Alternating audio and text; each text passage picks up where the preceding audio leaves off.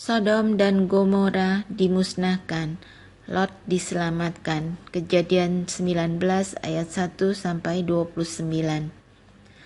Kedua malaikat itu tiba di Sodom pada waktu petang. Lot sedang duduk di pintu gerbang Sodom, dan ketika melihat mereka, bangunlah ia menyongsong mereka, lalu sujud dengan mukanya sampai ke tanah, serta berkata, "Tuan-tuan, silakanlah singgah ke rumah hambamu ini, bermalamlah di sini dan basuhlah kakimu, maka besok pagi tuan-tuan boleh melanjutkan perjalanannya." Jawab mereka, "Tidak, kami akan bermalam di tanah lapang." Tetapi karena ia sangat mendesak mereka, singgahlah mereka dan masuk ke dalam rumahnya. Kemudian ia menyediakan hidangan bagi mereka, ia membakar roti yang tidak beragi, lalu mereka makan. Tetapi sebelum mereka tidur, orang-orang lelaki dari kota Sodom itu, dari yang muda sampai yang tua, bahkan seluruh kota tidak ada yang terkecuali, datang mengepung rumah itu. Mereka berseru kepada Lot, "Di manakah orang-orang yang datang kepadamu malam ini? Bawalah mereka keluar kepada kami, supaya kami pakai mereka." Lalu keluarlah Lot menemui mereka ke depan pintu, tetapi pintu ditutupnya di belakangnya. Dan ia berkata, "Saudara-saudaraku, janganlah kiranya berbuat jahat. Kamu tahu, aku mempunyai 2 orang anak perempuan yang belum pernah dijamah laki-laki. Baiklah mereka kubawa keluar kepadamu. Berbuatlah kepada mereka seperti yang kamu pandang baik. Hanya jangan kau apa-apakan orang-orang ini, sebab mereka memang datang untuk berlindung di dalam rumahku." Tetapi mereka berkata, "Enyahlah." Lagi kata mereka, "Orang ini datang ke sini sebagai orang asing, dan ia mau menjadi hakim atas kita. Sekarang kami akan menganiaya engkau lebih daripada kedua orang itu." Lalu mereka mendesak orang itu, yaitu Lot, dengan keras, dan mereka mendekat untuk mendobrak pintu. Tetapi kedua orang itu mengulurkan tangannya, menarik Lot masuk ke dalam rumah, lalu menutup pintu. Dan mereka membutakan mata orang-orang yang di depan pintu rumah itu, dari yang kecil sampai yang besar, sehingga percumalah orang-orang itu mencari-cari pintu. Lalu kedua orang itu berkata kepada Lot, "Siapakah kaummu yang ada di sini lagi? Menantu atau anakmu laki-laki, anakmu perempuan, atau siapa saja kaummu di kota ini? Bawalah mereka keluar dari tempat ini. Sebab kami akan memusnahkan tempat ini, karena banyak keluh kesah orang tentang kota ini di hadapan Tuhan. Sebab itulah Tuhan mengutus kami untuk memusnahkannya."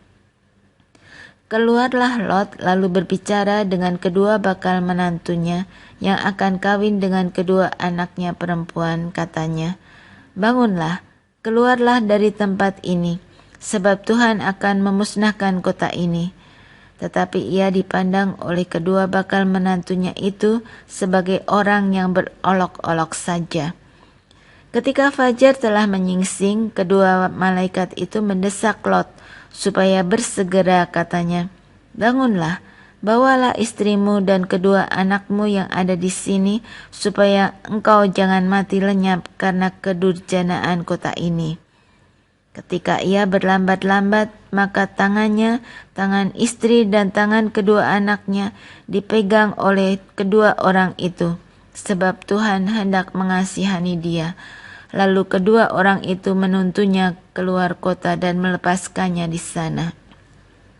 Sesudah kedua orang itu menuntun mereka sampai keluar, berkatalah seorang, "Larilah, selamatkanlah nyawamu.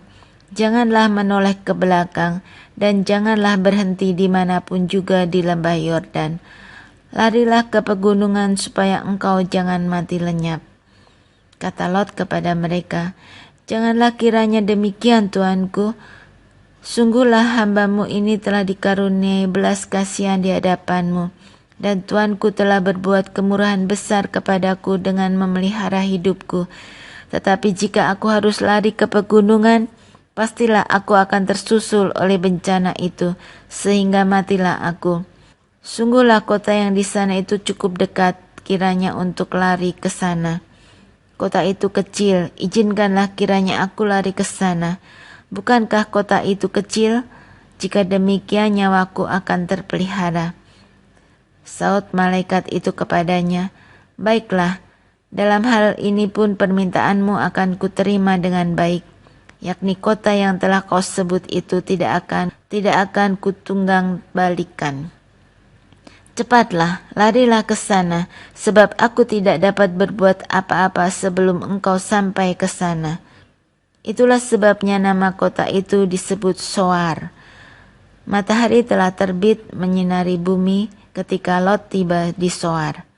Kemudian Tuhan menurunkan hujan belerang dan api atas Sodom dan Gomora berasal dari Tuhan dari langit, dan ditunggang balikannya kota itu, dan lembah Yordan dan semua penduduk kota-kota serta tumbuh-tumbuhan di tanah. Tetapi istri Lot yang berjalan mengikutinya menoleh ke belakang lalu menjadi tiang garam. Ketika Abraham pagi-pagi pergi ke tempat ia berdiri di hadapan Tuhan itu dan memandang ke arah Sodom dan Gomora serta seluruh tanah lembah Yordan, maka dilihatnyalah asap dari bumi membubung ke atas sebagai asap dari dapur peleburan. Demikianlah pada waktu Allah memusnahkan kota-kota di lembah Yordan dan menunggang balikan kota-kota kediaman Lot. Maka Allah ingat kepada Abraham, lalu dikeluarkannyalah Lot dari tengah-tengah tempat yang ditunggang balikan itu. Lot dan kedua anaknya perempuan, Kejadian 19 ayat 30-38. Pergilah Lot dari Soar, dan ia menetap bersama-sama dengan kedua anaknya perempuan di pegunungan, sebab ia tidak berani tinggal di Soar. Maka diamlah ia dalam suatu gua beserta kedua anaknya. Kata kakaknya kepada adiknya, ayah kita telah tua, dan tidak ada laki-laki di negeri ini yang dapat menghampiri kita seperti kebiasaan seluruh bumi. Marilah kita beri ayah kita minum anggur, lalu kita tidur dengan dia, supaya kita menyambung keturunan dari ayah kita. Pada malam itu mereka memberi ayah mereka minum anggur, lalu masuklah yang lebih tua untuk tidur dengan ayahnya. Dan ayahnya itu tidak mengetahui ketika anaknya itu tidur dan ketika ia bangun. Keesokan harinya berkatalah kakaknya kepada adiknya, tadi malam aku telah tidur dengan ayah. Baiklah, malam ini juga kita beri dia minum anggur. Masuklah engkau untuk tidur dengan dia, supaya kita menyambung keturunan dari ayah kita. Demikianlah juga pada malam itu mereka memberi ayah mereka minum anggur, lalu bangunlah yang lebih muda untuk tidur dengan ayahnya, dan ayahnya itu tidak mengetahui ketika anaknya itu tidur dan ketika ia bangun. Lalu mengandunglah kedua anak Lot itu dari ayah mereka. Yang lebih tua melahirkan seorang anak laki-laki dan menamainya Moab. Dialah bapa orang Moab yang sekarang. Yang lebih muda pun melahirkan seorang anak laki-laki dan menamainya Ben-Ami. Dialah bapa Bani Amon yang sekarang. Abraham dan Abimelek, Kejadian 20 ayat 1-18. Lalu Abraham berangkat dari situ ke tanah Negeb, dan ia menetap antara Kades dan Syur. Ia tinggal di Gerar sebagai orang asing. Oleh karena Abraham telah mengatakan tentang Sarah, istrinya, dia saudaraku, maka Abimelek raja Gerar menyuruh mengambil Sarah. Tetapi pada waktu malam Allah datang kepada Abimelek dalam suatu mimpi serta berfirman kepadanya, engkau harus mati oleh karena perempuan yang telah kau ambil itu, sebab ia sudah bersuami. Adapun Abimelek belum menghampiri Sarah, berkatalah ia, Tuhan, apakah engkau membunuh bangsa yang tak bersalah? Bukankah orang itu sendiri mengatakan kepadaku, dia saudaraku? Dan perempuan itu sendiri telah mengatakan, ia saudaraku. Jadi hal ini kulakukan dengan hati yang tulus dan dengan tangan yang suci. Lalu berfirmanlah Allah kepadanya dalam mimpi, Aku tahu juga bahwa engkau telah melakukan hal itu dengan hati yang tulus. Maka aku pun telah mencegah engkau untuk berbuat dosa terhadap aku. Sebab itu aku tidak membiarkan engkau menjamah dia. Jadi sekarang kembalikanlah istri orang itu, sebab ia seorang nabi. Ia akan berdoa untuk engkau, maka engkau tetap hidup. Tetapi jika engkau tidak mengembalikan dia, ketahuilah, engkau pasti mati, engkau dan semua orang bersama-sama dengan engkau. Keesokan harinya pagi-pagi Abimelek memanggil semua hambanya dan memberitahukan seluruh peristiwa itu kepada mereka. Lalu sangat takutlah orang-orang itu. Kemudian Abimelek memanggil Abraham dan berkata kepadanya, Perbuatan apakah yang kau lakukan ini terhadap kami, dan kesalahan apakah yang kulakukan terhadap engkau, sehingga engkau mendatangkan dosa besar atas diriku dan kerajaanku? Engkau telah berbuat hal-hal yang tidak patut kepadaku. Lagi kata Abimelek kepada Abraham, Apakah maksudmu maka engkau melakukan hal ini? Lalu Abraham berkata, Aku berpikir, takut akan Allah tidak ada di tempat ini. Tentulah aku akan dibunuh karena istriku. Lagi pula ia benar-benar saudaraku. Anak ayahku hanya bukan anak ibuku. Tetapi kemudian ia menjadi istriku. Ketika Allah menyuruh aku mengembara keluar dari rumah ayahku, berkatalah aku kepada istriku, Tunjukkanlah kasihmu kepadaku, yakni katakanlah tentang aku di tiap-tiap tempat di mana kita tiba. Ia saudaraku. Kemudian Abimelek mengambil kambing domba dan lembu sapi, hamba laki-laki dan perempuan, lalu memberikan semuanya itu kepada Abraham. Sarah, istri Abraham, juga dikembalikannya kepadanya. Dan Abimelek berkata, Negeriku ini terbuka untuk engkau, menetaplah di mana engkau suka. Lalu katanya kepada Sarah, Telah kuberikan kepada saudaramu 1000 shikal perak. Itulah bukti kesucianmu bagi semua orang yang bersama-sama dengan engkau. Maka dalam segala hal engkau dibenarkan. Lalu Abraham berdoa kepada Allah dan Allah menyembuhkan Abimelek dan istrinya dan budak-budaknya perempuan sehingga mereka melahirkan anak. Sebab tadinya Tuhan telah menutup kandungan setiap perempuan di istana Abimelek karena Sarah istri Abraham itu.